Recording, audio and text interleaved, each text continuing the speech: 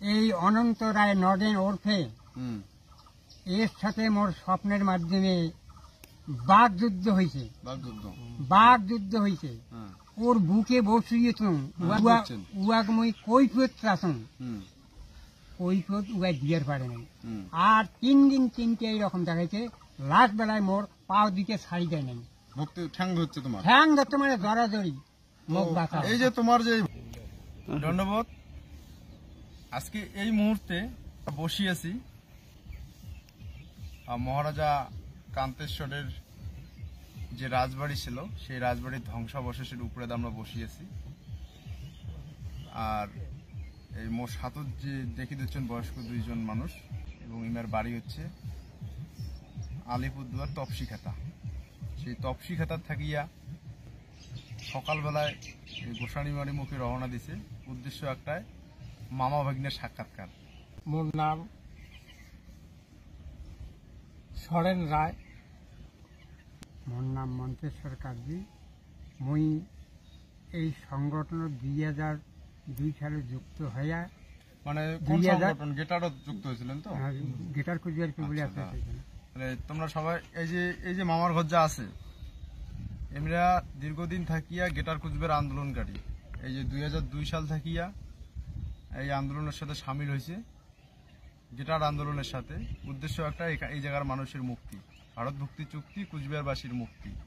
যে ধ্বনি, সেই ধ্বনি সারা দিয়ে গা ভাসিয়া গেটার আন্দোলনে সামিল হয়েছিল।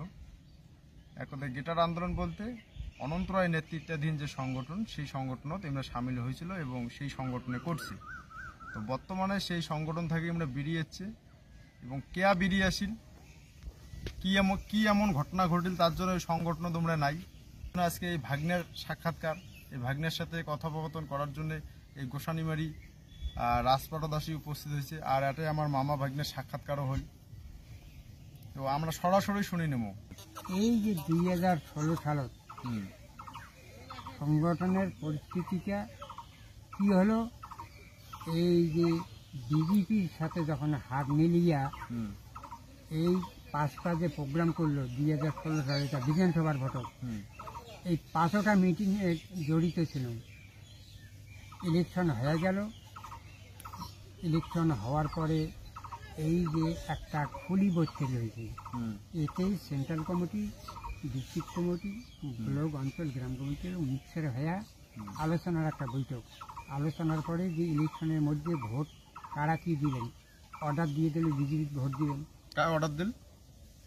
এই যে সংগঠন থেকে, মানে সংগঠন থেকে নির্দেশ অনন্ত রায় বিজেপি কি ভোট দিবেন। যেহেতু রদিমতি এক, দুনিয়া বলে দেখ, এখানে দেখা যায় রদিমতি এক হয়ে গেল, তো আমার কুচবিহারের যে শিওর, তাহলে তো আমার এখন প্রার্থী এখানে জয় করা লাগবে। 5টা প্রোগ্রামে জড়িত, তুফানগঞ্জ, কুচবিহার, দিনেটা, আর মেকলিগঞ্জ। অনন্ত রায় তো কইছিল যে আমরা ভোট খেলাবো না, ভোট পশ্চিমবঙ্গের বিধানসভার ভোট এটা অবৈধ, যে একটা রাজ্যের ভোট আর একটা রাজ্য করে পায় না। তো সেই জায়গায় অনন্ত রায় যখন তোমার বিধানসভা ভোট দিয়ে যাওয়ার কইল, তখন তোমার মনে থেকে প্রশ্ন জাগিল না যে এটা কেমন হইল? তখন তুমি কি বুঝতেছিল, আদৌ তুমি লোকগুলো কি বুঝেছিল ওই সময়টা?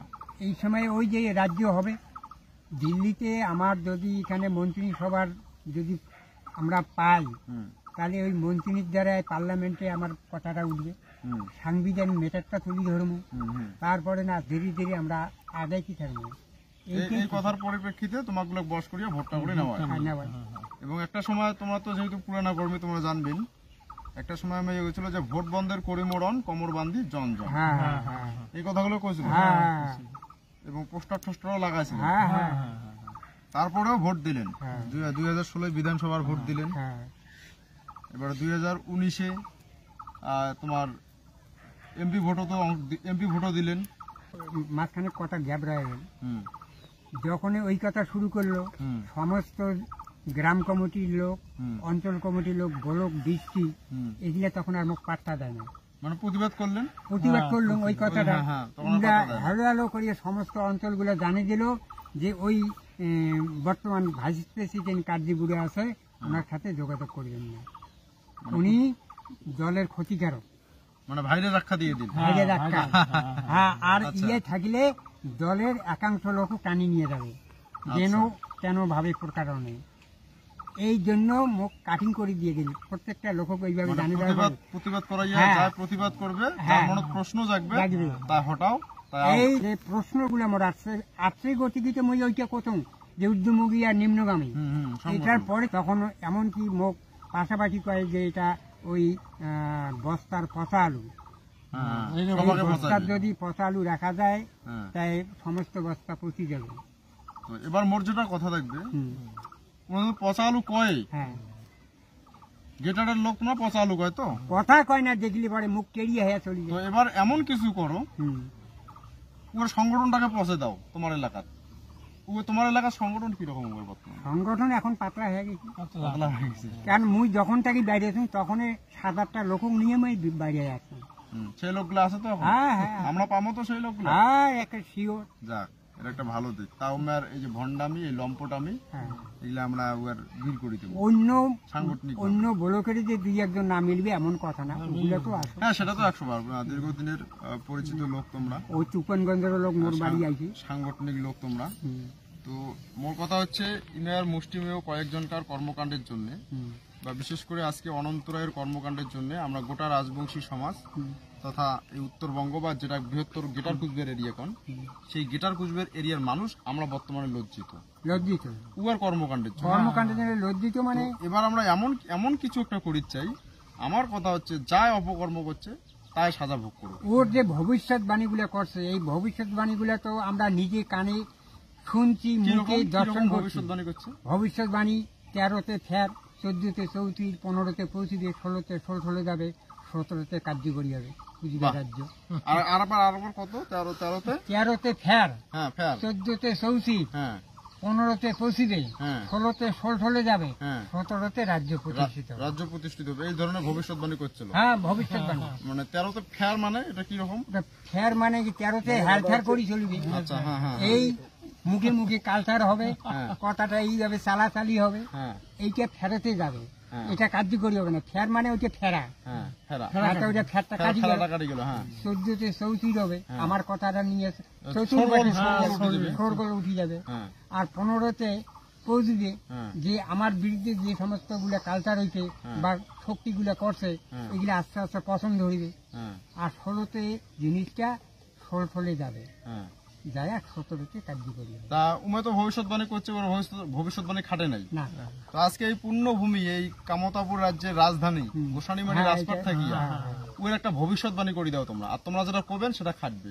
আর ভবিষ্যৎবাণী কি, যেটা মোর স্বপ্নে দেখা চাক্ষুষ প্রমাণ, হুম এই অনন্ত রায় নডেন ওরফে হুম এর সাথে মোর স্বপ্নের মাধ্যমে বাঘ যুদ্ধ হয়েছে, বাগযুদ্ধ।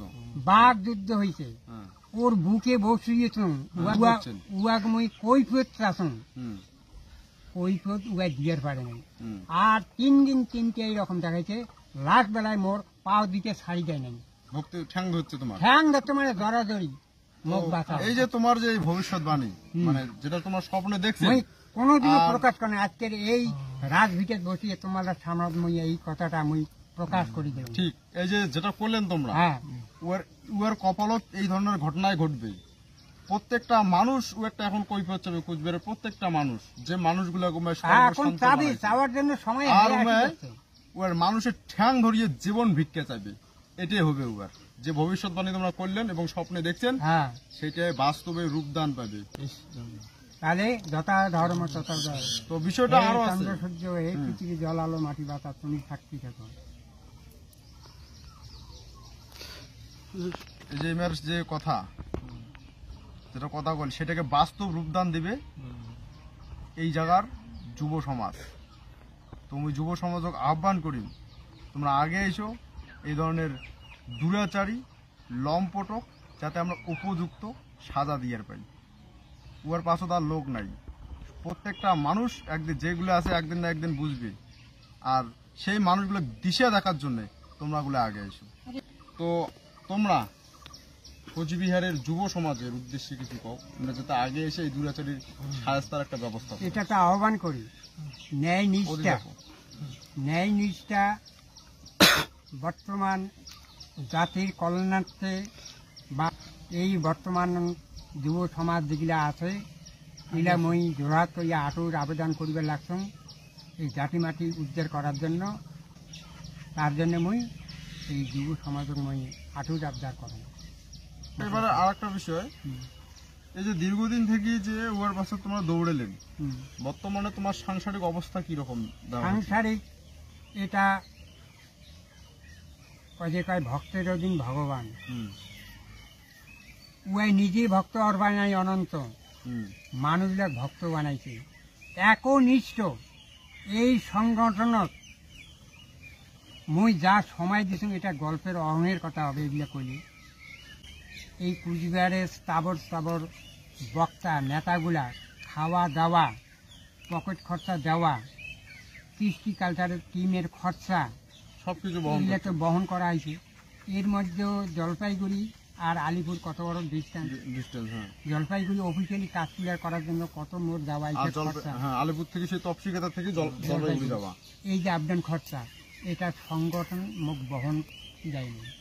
আর একটা কথা কই, মই আমার যে লোকগুলা সেই সময় সংগঠিত করছে হাল করার জন্য, কিন্তু আদৌ কি উয়েক সঙ্গ দিয়ে আমার এই জায়গার লোকের ভালো হয়েছে? আর্থিক না না, সবাই দুর্বল হয়ে গেছে, তো আর্থিকভাবে দুর্বল হয়ে গেছে, এটা তো সত্য।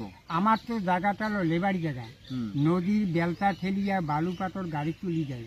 এই লোকলা কামলা করি খাওয়া লোকলা ইন্ডিয়া যে অর্থ সংগ্রহ করেছে সেখানে একদম মরিয়া হায়া সংগঠনের ডোনার দেওয়া, এই যে মান্থলি প্রোগ্রামগুলো করার এই একটা বাহানা। এর মধ্যে কত যে খরচা চালা হয়েছে, এই নিঃস্বার্থভাবে এই লোকরা উদার মনে যে পয়সাগুলো দিছে, এই পয়সাগুলার বিনিময়ে মুই এমন একটা পর্যায়ে আছুম যে মানুষগুলা আজও মানুষগুলা এই নিস্তেজ করা ছাড়ে নাই, এলাও শোষণ করে যাচ্ছে। এই মানুষগুলা মুখগুলা ঘুরিয়েও আসিবার পারে না, এখনো উয়ার দিকে তাকিয়ে আছে। একটা মান সম্মান পড়ে গেছে না, এই লোকরা ভাল কথা কয়ে মানুষগুলা আমরা টানিয়ে আনছি বাড়ি করছি। মহারাষ্ট্র ফিল্ড যায় নাই, আমরা উয়ার মানে কি কর্মী হয়ে গেছি, এই ভাল কথা শুনিয়ে মানুষের সঙ্গবদ্ধ করছি। কিন্তু আজকে এই মানুষরা কি হয়েছে, সমস্ত সরকারি অনুদানগুলো বঞ্চিত, সুযোগ সুবিধা বঞ্চিত। আমার আধার কার্ডের দরকার নাই, ভোটার কার্ডের দরকার নাই, রেশন কার্ডের দরকার নাই, বা ওই আরও অন্য কিছু দরকার নাই। আমার টোটালটাই আলাদা কুচবিহার একটা সি ক্যাটাগরির রাজ্য, আমার রাজ্য। এটা একটা ভালো কথা তুললেন তোমরা। একটা সময় কইছিল না আধার কার্ডের ফটো ওঠে না, আধার কার্ড থাকবে না, কইছিল না? হ্যাঁ, তো সেই অনন্ত এই রাজ্যসভার সাংসদ হওয়ার পরে উমে আবার লোকগুলো কদ হচ্ছে এমএসএমই একটা লোনের স্কিম, সেটা করার জন্য আধার কার্ড লাগবে। উমে আবার লোকগুলো পাল্টা কদ হচ্ছে কে আধার কার্ড আছে না তোমার, আধার কার্ড আছে না নাই? তো যে লোক একটা সময় কইছিল আধার কার্ড ফটো ওঠেন না, সেই লোক লোনের জন্য আধার কার্ডের খোঁজ করে। তো এই জায়গা ওই ছাগলটা কি করবেন? এর যতটুকু শাস্তির দরকার অতটুকুই দেওয়ার দরকার আছে। এইভাবে যে আমার এই জায়গার মানুষগুলো টুপি পেন্দালে হয়রানি স্বীকার করলে কইছিল আধার কার্ডের ফটো ওঠেন না, ওর কথা অনুযায়ী আমার জেলা গিটার কর্মী জেলা এই জায়গার মানুষের ভাল চাওয়ার আশা করিয়া আশা সঙ্গ দিছে, সেই মানুষগুলো গিটার মানে আধার কার্ডের ফটো পর্যন্ত ওঠে নাই। পরবর্তীতে মানুষগুলো লাইন দাঁড়িয়ে 2000-2500 টাকা করে খরচ করে আধার কার্ডের ফটো উঠছে। এটা নিয়ে তোমার মানসিকতা কি করে মন চায়? উয়া করার কি যে উয়ায় পূর্বে বাল্য জীবনে যে কষ্টটা, যে দুঃখটা, যে বেদনাটা ছিল, যে পরিবেশে ছিল, ওই পরিবেশটা যেন উনার আবার ঘুরিয়ে পাও, এটাই, আর অন্য কিছু না। ঠিক ওই যে উমে তো কয়া বেড়াইছিল যে গরু রাখাল গিয়েছিল, মানুষের বাড়ি মাছ ওরা ছিল, ঘাস কাটছে। এবার তোমরা চাওয়া দিচ্ছেন ইমে বর্তমান রাজা হয়েছে, তো এবার চাওয়া দিচ্ছেন ওর পূর্বের অবস্থা আবার ফিরিয়ে আসো, এবং সাথে সাথে ওর ছাওয়া পর করো, ওর বংশটাই ওই অবস্থা যাও, এটাই জানতো।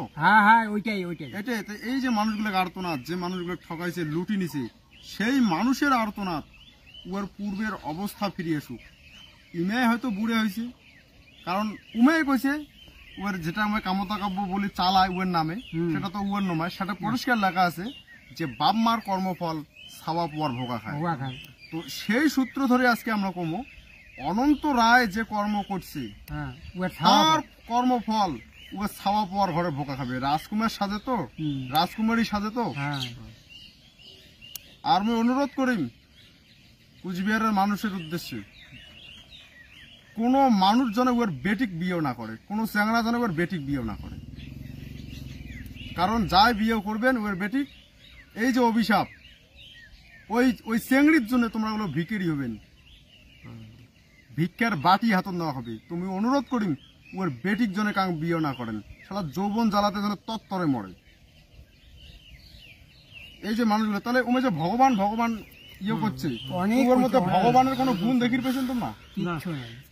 ভগবানের কোনো কিচ্ছু গুণ নেই, সমস্ত সবসময় ভণ্ডামি। পরিষ্কার কসম যে তুই মোক কিছু করিয়ে দেখাও, মুই এতগুলা কবার ধরছুন, তা মোক একটা কিছু করিয়ে দেখাও, কিন্তু কিছুই দেখাতে পারলেন না।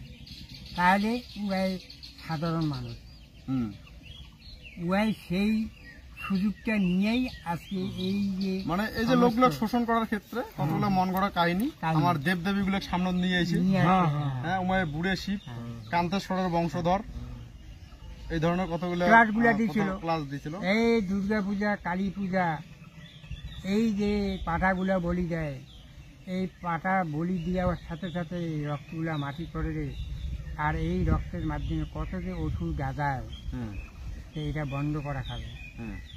তাই উয়াই একদিন কালে বন্ধ করে দিছে।